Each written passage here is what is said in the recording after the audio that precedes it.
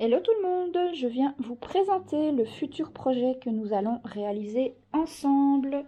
Voilà, donc il s'agit d'un coffret, j'ai envie de dire, album coffret, tout simplement. Un peu style folio, vous allez voir, parce qu'en fait il n'y a pas réellement une reliure à l'intérieur. Donc il est relativement lourd quand même. Il est fermé grâce à une jolie petite serrure, comme ceci. Je vous montrerai dans le tuto comment l'installer. Alors, j'ai décidé sur la couverture de faire quelque chose de relativement sobre, car comme vous le voyez déjà, le papier est assez chargé. Et comme j'aime beaucoup les papillons, j'ai vraiment voulu mettre les papillons en avant sur cette couverture.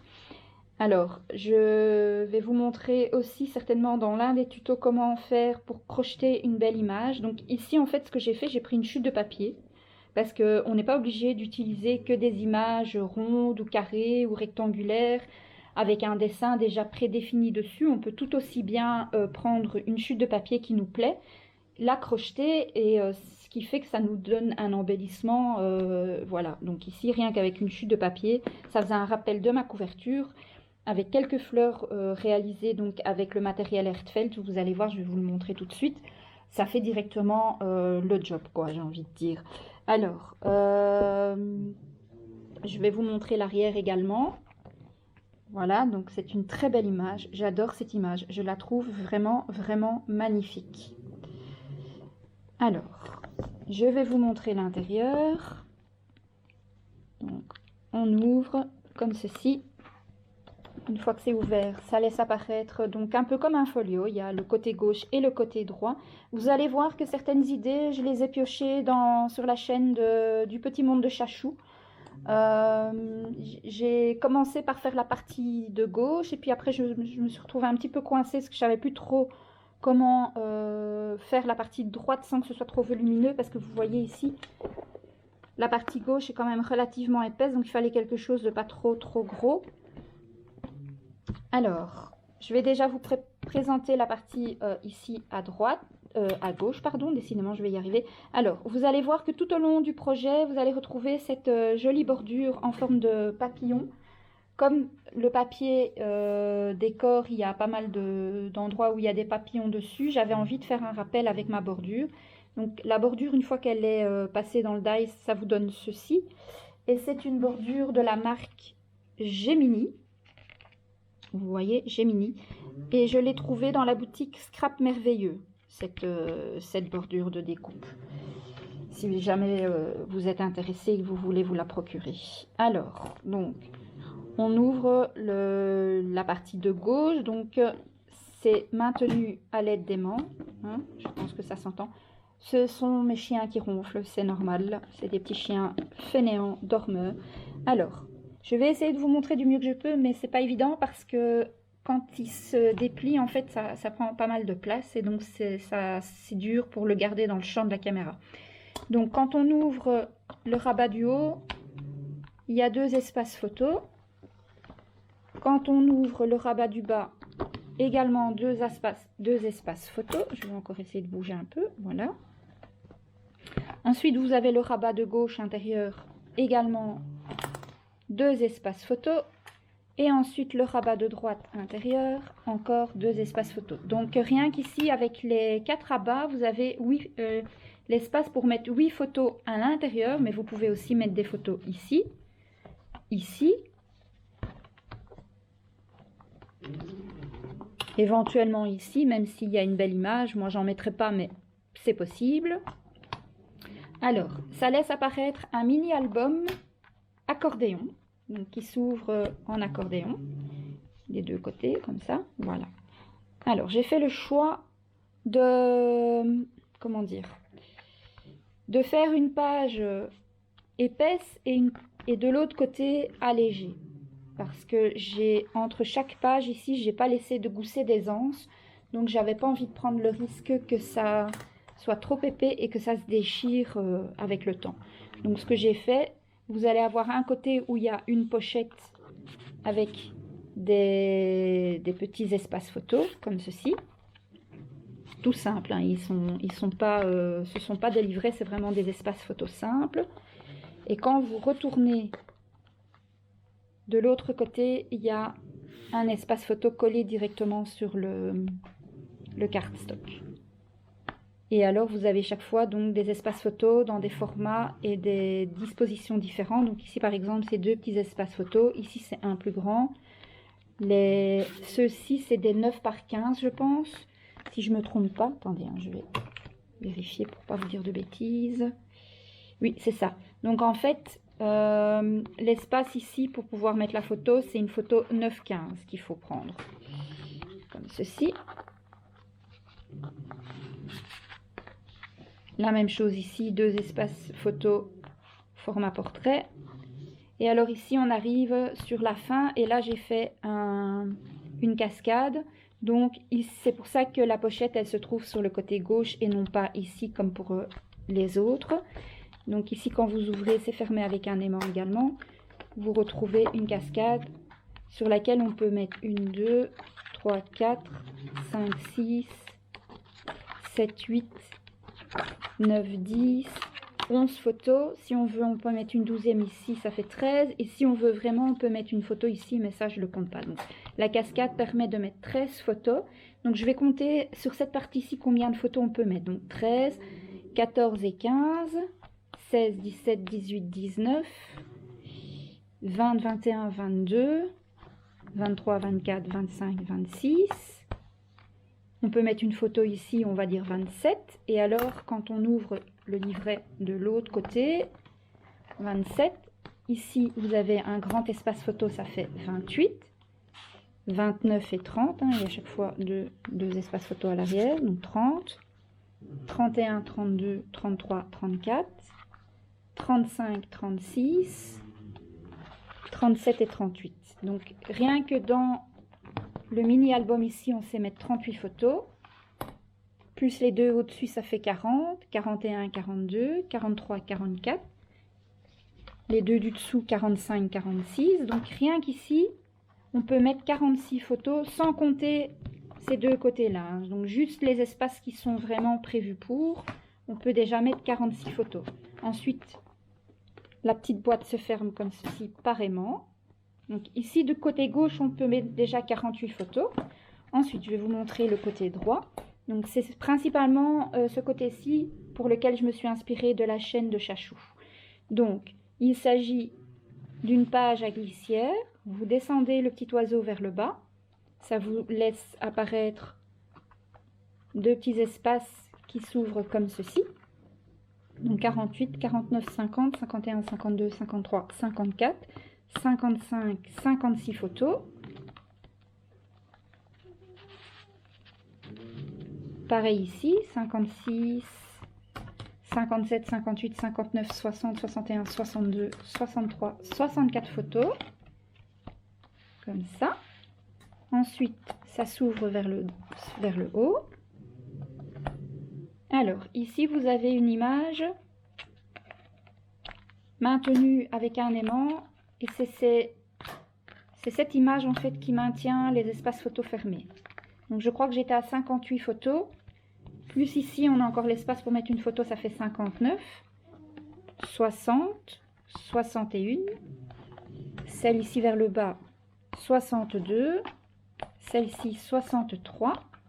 Et si on veut vraiment, on s'en met une ici, mais je ne la calcule pas. 63 photos. Plus ici, il y a dans chaque petite pochette, il y a deux espaces photos. Une devant, une derrière. Donc, je vais vous montrer. Une ici, ce qui fait, oh là là, je vais devoir remettre un papier ici, il y a quelque chose qui s'est passé, je ne sais pas ce que c'est, ça devait pas être sec à mon avis.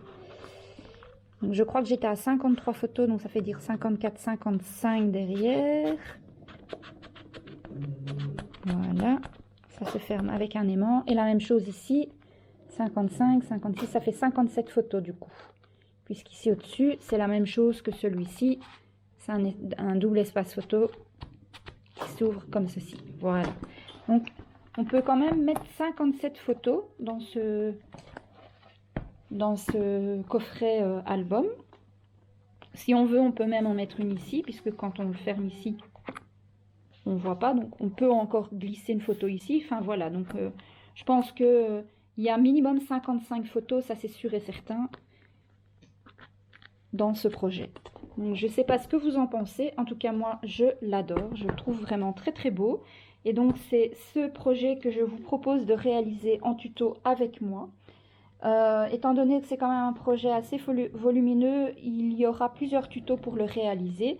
Je vais rapidement vous faire un petit tour du matériel utilisé pour la réalisation donc, de ce projet. Alors, j'ai commencé par utiliser les collections de papier suivantes.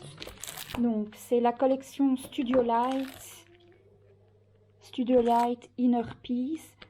Ça me vient de la boutique Horizon Créatif. J'ai utilisé une collection de papier en 30-30 pour le projet que vous venez de voir. Donc, j'en ai une deuxième parce que je vais faire 2 fois le même projet parce qu'en fait, ils sont destinés à être offerts. Donc, je ne vais pas dire ici pour qui parce que voilà, c'est des personnes qui sont susceptibles de regarder la chaîne, donc j'ai pas envie qu'elles se doutent. Donc vous aurez besoin d'une collection 30-30 et moi j'ai 2 blocs 20-20 de la même collection de papier. Je vais vous montrer un petit peu l'intérieur des papiers en vitesse comme ça. Dans chaque bloc 20-20, vous avez chaque fois 2 fois le même papier design. Donc celui-ci avec la couverture un peu plus claire ici, c'est les mêmes papiers que la collection 30-30 et puis vous avez la collection ici avec donc les papiers plutôt unis et au-dessus vous avez pas mal de découpes, de décorations, d'images que vous pouvez découper, des petites étiquettes, voilà. Donc c'est dans un style relativement vintage comme vous pouvez le constater, mais moi j'aime beaucoup. Il y a des papillons, il y a du rose, donc voilà, vraiment le combo parfait pour moi. Alors, au niveau des papiers unis, j'ai utilisé du cardstock Florence Vassen Creative, la couleur Cassis. Il vous faudra au moins un bloc de 25 feuilles. C'est le minimum. Moi, il me reste que des chutes de ma... Donc ça, c'est mon deuxième paquet, mais j'ai utilisé quasi tout un bloc. Après, ça dépend si vous faites un mélange de 2 couleurs de cardstock ou seulement de une couleur. Moi, dans l'album que je vous ai présenté, il y a du cardstock Cassis. Il y a du cardstock Florence aussi en couleur lin, comme ceci. Donc ça, c'est la couleur lin, teint, pardon. Donc ça, c'est la couleur teint. La référence, je ne sais pas s'il y a une mise au point là. Donc la référence est 29 26 084. Et la référence pour le papier Vassen Creative Cassis, 29 28 032. Ensuite, j'ai utilisé pas mal de cardstock blanc. Alors moi, le cardstock A4 blanc, j'utilise du papier Clairefontaine en 210 grammes. Je l'achète par grosse ramette, ça revient moins cher. Et je l'achète dans une boutique, une papeterie pas loin de chez moi. Alors, je suis de retour, j'ai eu un tout petit souci avec la caméra. Donc, je vous expliquais que j'utilisais également un petit peu de ce cardstock blanc. Alors, je viens de me rendre compte que ma lampe ici est éteinte. Je vais essayer de l'allumer. Voilà, comme ça, c'est un peu mieux éclairé. Quoique, non, ça me le sent finalement. Donc, on va l'éteindre. Voilà, il y a moins de reflets. Donc, j'utilise également le cardstock blanc de Vassen Creative, hein. Il est légèrement texturé et lisse en dessous. Donc il y aura un peu de cardstock blanc comme ça. J'ai également utilisé pour faire l'image crochetée ce set de dies aussi de chez Heartfelt Création. Donc je vous rappelle que moi tous mes dies et tampons viennent de la boutique d'Hélène Scrap, hein, sur Etsy. Et donc je pense, si je ne me trompe pas, que j'ai utilisé ce dies aussi pour faire l'image crochetée qui est sur la couverture de l'album. Au niveau des fleurs, j'ai réalisé les fleurs avec ce set de dies et molds, toujours donc de la boutique d'Hélène, de la marque Heartfelt Création. Ce sont les Oakberry Laine. Et j'ai utilisé en fait cette fois-ci le papier cardstock Cassis et lin et teint, pardon. Je n'ai pas colorisé moi-même les fleurs. Et au niveau du feuillage, j'ai utilisé ce set complet donc de Liffey Accent et c'est ce feuillage aussi que j'ai fait. que j'ai colorisé avec de la Distress Oxide. Par contre, je ne me souviens plus de la couleur que j'avais utilisée. Donc, je vous remontre en vitesse les fleurs et le feuillage et l'image crochetée. Voilà. Alors, vous aurez besoin également de cardstock. Donc, moi, j'utilise du cardstock en 2 mm. Je l'achète soit chez Horizon Créatif, soit chez Brico et Scrap. Vous aurez besoin d'un système de fermeture comme ceci. Donc, une fois qu'il est monté, voilà, comme ça.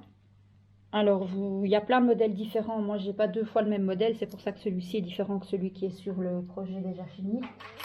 Et qu'est-ce que j'avais besoin d'autre? Je crois que c'est tout. De la colle, du double face, le matériel de base, naturellement. Donc voilà, je vous retrouve très vite pour la première partie du tuto qui sera donc la structure du coffret que je vous remontre une dernière fois. Voilà, donc la première partie du tuto concernera donc la fabrication de la structure du coffret. Je vous dis à très vite pour le début du tuto. En attendant, portez-vous bien, prenez soin de vous, gros bisous.